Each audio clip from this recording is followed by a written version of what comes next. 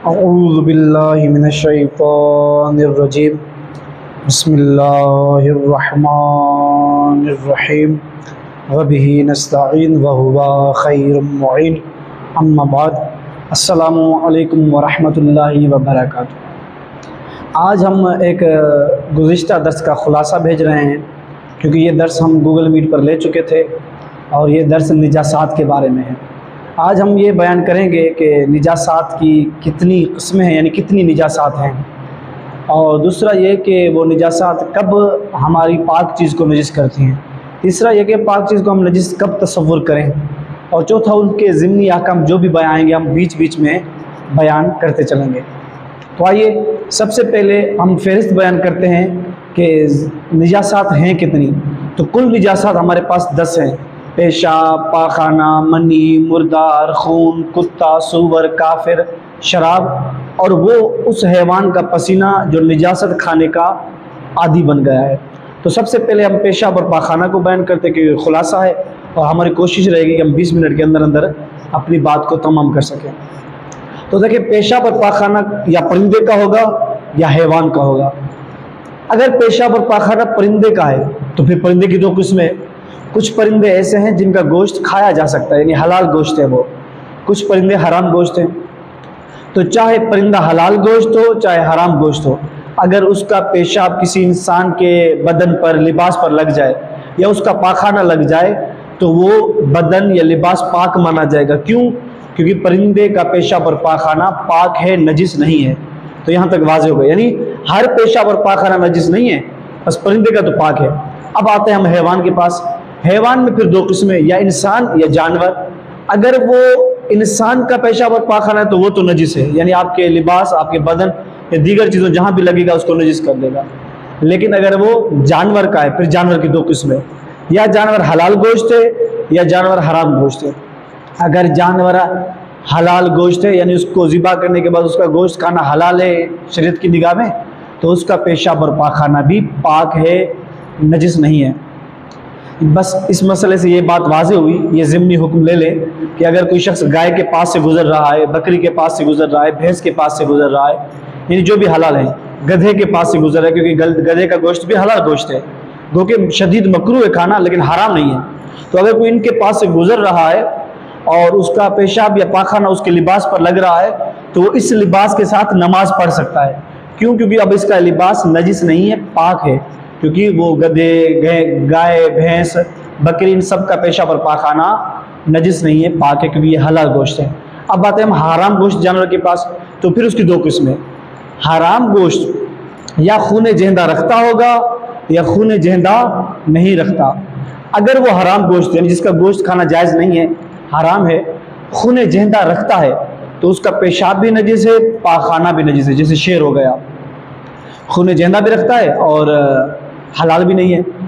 دوسرا یہ کہ خون جہندہ نہیں رکھتا، حرام تو ہے مگر خون جہندہ نہیں رکھتا، تو اس کا پاخانہ پاک ہے مگر پیشاب نجس ہے۔ اب سوال یہاں یہ ہوگا کہ خون جہندہ کسے کہتے ہیں؟ دیکھیں، اگر کسی جانور کو آپ ذبح کرنے بیٹھ جائیں، ذبح کریں اور اس کا خون اچھل کر نکلے تو اس کو کہتے ہیں خون جہندہ رکھنے والا جانور۔ بس اگر کسی کو ذبح کیا جائے اور اس کا خون اچھل کر نکلے تو وہ خون جہندہ رکھنے والے کے حکم میں شامل ہوتا ہے۔ لیکن اگر اس کا خون اچھل کر نہ نکلے، بس یوں بہہ جائے، اچھلے نہ، تو اسے خون جہندہ جانور نہیں کہتے۔ تو یہ خون جہندہ کی تعریف ہو گئی۔ ہم نے عرض کی تھی کہ جو جن جانور کا گوشت حلال ہے ان کا پیشاب اور پاخانہ پاک ہوتا ہے، مگر ایک صورت ایسی ہے کہ وہ حلال گوشت جانور کا پیشاب اور پاخانہ نجس ہو سکتا ہے۔ پہلی صورت، نعوذ باللہ من ذالک، کسی انسان نے اس جانور کے ساتھ بدفعلی کی ہو۔ دوسری صورت یہ ہے کہ وہ جو جانور ہے نا، اب وہ فضلات، انسان کے جو نجاسات ہیں، فضلہ، پاخانہ، ان کے کھانے کا عادی بن چکا ہے۔ 1 مرتبہ کھا لیا، 2 مرتبہ کھا لیا، وہ مسئلہ نہیں کرے گا، مگر وہ عادی بن چکا ہے، یعنی گویا کہ اس کا اب کھانا وہی بن گیا ہے۔ تو ایسا جانور گو کہ حلال گوشت ہے، پہلے اس کا پیشاب اور پاخانہ پاک تھا مگر اب اس کا پیشاب اور پاخانہ پاک تصور نہیں کیا جائے گا، بلکہ اس کا پیشاب اور پاخانہ نجس شمار ہوگا۔ تیسرا یہ کہ اس جانور نے سورنی کا دودھ پیا ہو۔ یہ مسئلہ بھیڑ کے ساتھ خاص ہے، تو اگر اس نے سورنی کا دودھ پیا ہے تو پھر اس کا پیشاب اور پاخانہ نجس شمار ہوگا۔ ہم آگے بڑھتے ہیں۔ منی یا انسان کی ہے یا حیوان کی ہے؟ اگر انسان کی منی ہے تو وہ نجس ہے، اگر آپ کے کپڑوں کو کہیں بھی لگ جائے وہ اس چیز کو نجس کر دے گی۔ اگر حیوان کی ہے پھر وہی دو قسمیں، خون جہندہ رکھتا ہے یا خون جہندہ نہیں رکھتا، یعنی جانور اگر خون جہندہ نہیں رکھتا تو منی پاک، اگر خون جہندہ رکھتا ہے تو پھر حلال گوشت ہے یا حرام گوشت ہے؟ اگر حرام گوشت ہے تو پھر منی نجس نہیں ہے، اگر خون جہندہ بھی رکھتا ہے یعنی اس کا خون اچھل کر نکلے گا اور وہ حرام گوشت ہے تو اس کی منی نجس نہیں ہے، معذرت منی نجس ہے، حرام گوشت جانور کی منی نجس شمار کی جائے گی۔ لیکن اگر وہ حلال گوشت ہے تو اس کی منی پاک ہوگی۔ احتیاط واجب کی بنا پر اجتناب ضروری ہے، اس سے پرہیز، اس سے بچنا ضروری ہے، یہ آغا سیستانی کا فرمانا ہے۔ مردار، یعنی ہمارے یہاں بہت سے مردار پڑے ہوتے ہیں، یعنی لاشیں پڑی ہوتی ہیں، تو آیا حلال گوشت مردار ہے وہ جو جانور ہے یا حرام گوشت ہے؟ اگر حرام گوشت ہے تو پوری لاش نجس ہے، لیکن اگر حلال گوشت ہے تب بھی پوری لاش نجس ہے، یعنی حلال گوشت یا حرام گوشت ہے تب پوری لاش نجس ہے، کوئی فرق نہیں ہے۔ سوال یہ، حلال گوشت کو مردار کب کہا جائے گا، لاش کب کہا جائے گا؟ جب اس کو غیر شرعی طریقے سے ذبح کیا جائے، یعنی شرعیت نے کہا ہے کہ اب جب ذبح کرے تو تکبیر کہے، اللہ اکبر کہے، اللہ کا نام لے، اور کسی نے ذبح کرتے ہوئے اللہ کا نام نہیں لیا۔ دوسری شرط یہ تھی کہ جب آپ ذبح کریں تو وہ جانور کا جو چہرہ ہے وہ قبلے کی طرف ہونا چاہیے، کعبے کی طرف ہونا چاہیے، اور کسی نے اسے اس طرح ذبح کیا کہ اس کا جو چہرہ ہے وہ آسمان کی طرف ہے، تب بھی وہ آپ کا جانور غیر شرعی طریقے سے ذبح ہوا ہے اور وہ حرام یعنی لاش کہلائے گا، مردار کہلائے گا۔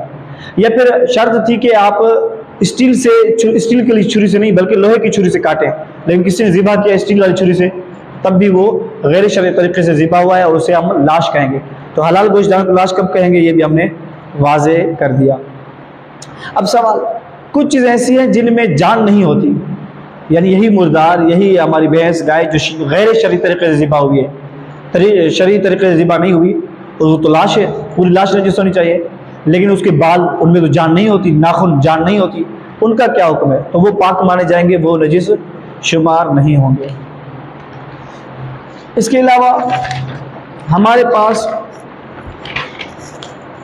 اور حکم ہے وہ خون، یعنی خون انسان کا ہے یا حیوان کا ہے، جانور کا۔ اگر انسان کا خون ہے تو وہ نجس کر دے گا آپ کو، اگر حیوان کا خون ہے پھر وہی سوال، خون جہندہ رکھتا ہے یا غیر خون جہندہ ہے؟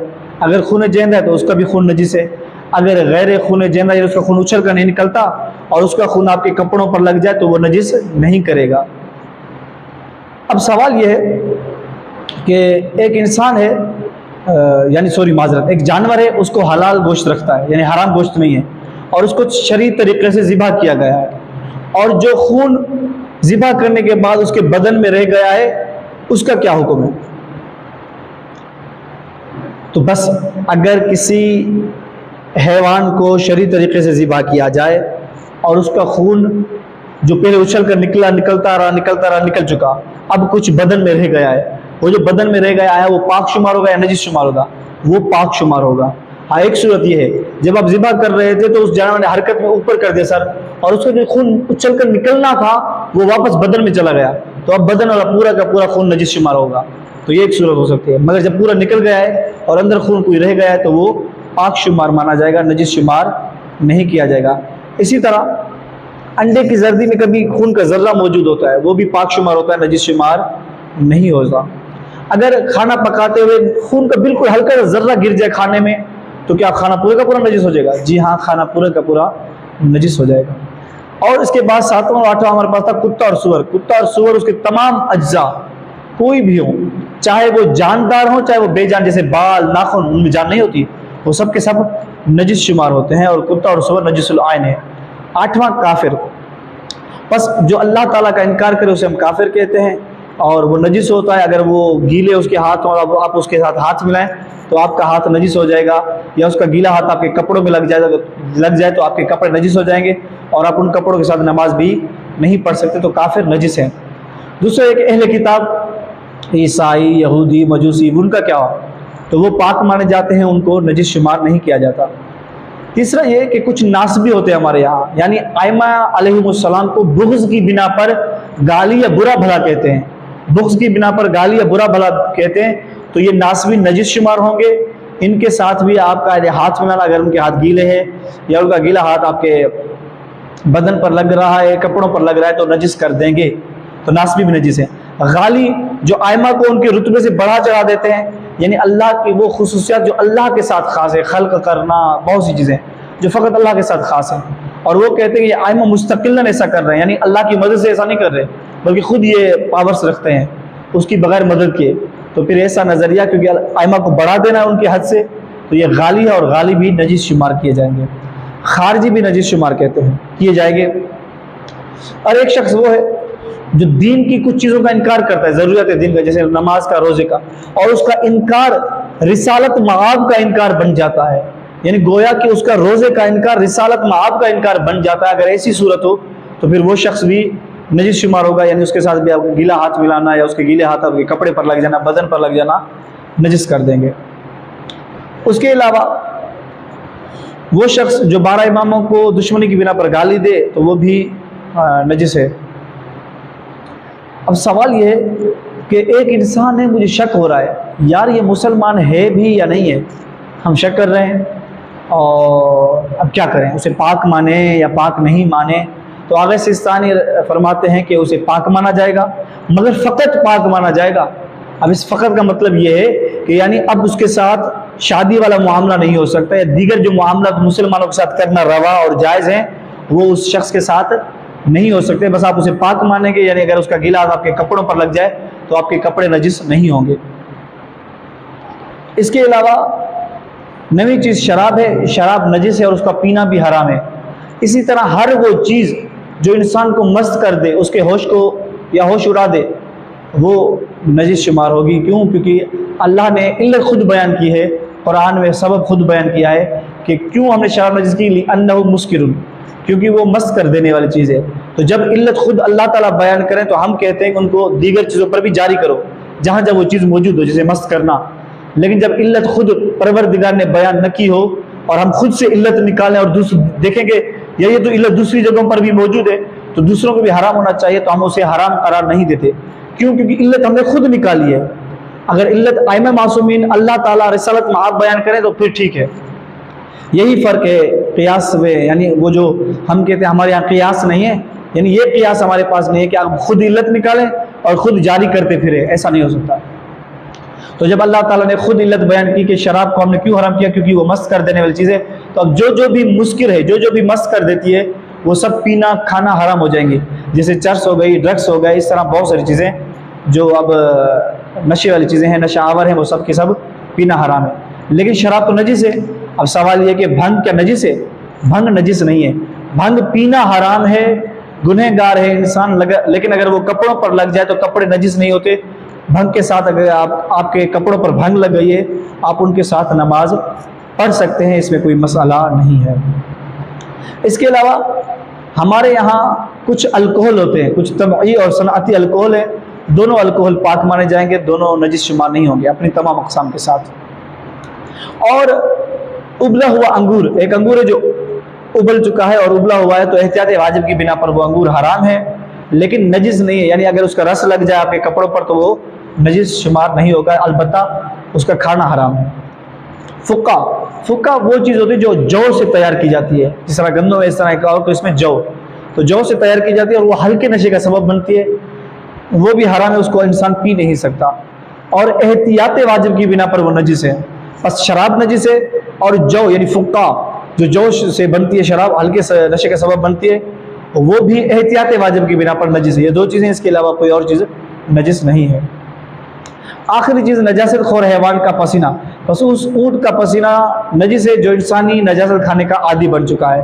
اونٹ کے علاوہ دوسرے حیوانات، گائے، بھینس، وہ بھی جو انسانی نجاست کھانے کی عادی بن گئی، پھر کیا کریں؟ تو احتیاط واجب کی بنا پر ان کا بھی پیشاب اور پاخانہ، یا وہ ان کا پسینہ نجس ہے. بس وہ گائے اور بھینس جو انسانی فضلات پاخانے کھانے کی عادی بن گئی ہیں، ان کا احتیاط واجب کی بنا پر پسینہ نجس ہے. اونٹ کا فتوے کی بنا پر، ان کا احتیاط واجب کی بنا پر. اور فتوے اور احتیاط واجب میں ہم نے فرق بیان کیا تھا. فتوے میں آپ کو رجوع کی گنجائش نہیں ہوتی، مگر احتیاط واجب میں آپ کو فلا علم کی طرف رجوع کی گنجائش ہوتی ہے.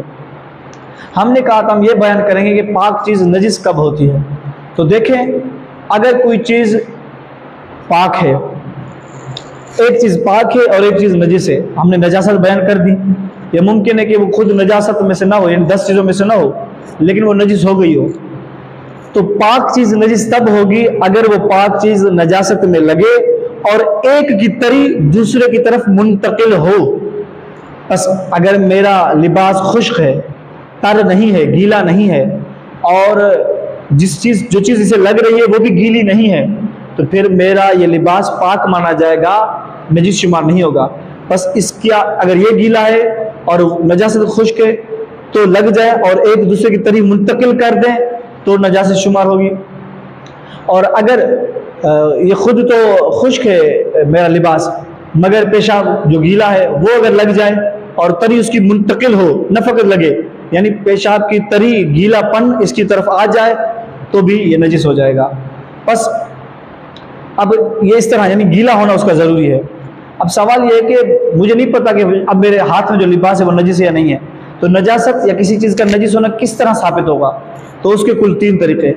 آپ خود اطمینان یا یقین کر لیں، یعنی آپ نے خود دیکھا کہ وہ نجاست اس پر گر رہی ہے اور آپ کو یقین ہوگا یہ کافی ہے، اطمینان ہوگا یہ کافی ہے. دوسرا طریقہ یہ کہ وہ جو چیز جس شخص کی ہے، جس شخص کا لباس ہے یا جس شخص کے پاس ابھی وہ چیز رکھی ہوئی ہے، وہ خود کہہ رہا ہے کہ یہ چیز نجس ہے. بس جس انسان کے پاس رکھی ہوئی ہے اگر وہ خود کہے کہ یہ نجس ہے تو ہم اسے نجس مانیں گے، ایک شرط کے ساتھ کہ وہ غلط بیانی نہ کرتا ہو، تو پھر ہم اس چیز کو نجس مانیں گے. اور تیسرا طریقہ ہمارے پاس یہ ہے کہ 2 عادل شخص اس چیز کو نجس کہیں تو پھر وہ چیز نجس شمار ہوگی، مگر ایک شرط کے ساتھ کہ دونوں وجہ نجاست، یعنی یہ چیز نجس کس چیز سے ہوئی ہے یہ بیان کرنا ضروری ہے.